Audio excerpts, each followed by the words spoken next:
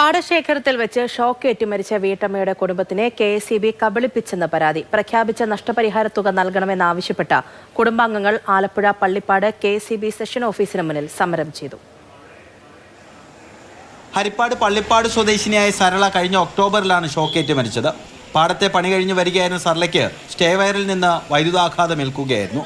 KSEB ഉദ്യോഗസ്ഥരുടെ അനാസ്ഥ മൂലമാണ് മരണം സംഭവിച്ചതെന്ന് ആരോപിച്ച് നാട്ടുകാർ മൃതദേഹവുമായി പള്ളിപ്പാട് സെഷൻ ഓഫീസ് ഉപരോധിച്ചിരുന്നു.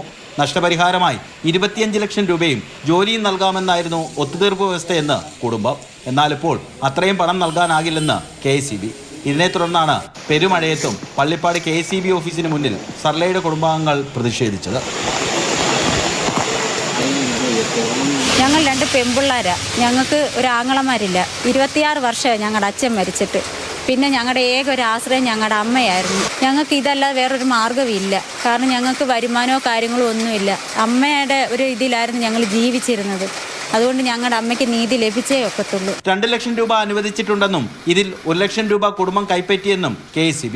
കൂടുതൽ പണം വേണമെങ്കിൽ ബോർഡിനെയാണ് സമീപിക്കേണ്ടതെന്നും സെഷൻ ഓഫീസിലെ ഉദ്യോഗസ്ഥർ. മാതൃഭൂമി ന്യൂസ്, ആലപ്പുഴ.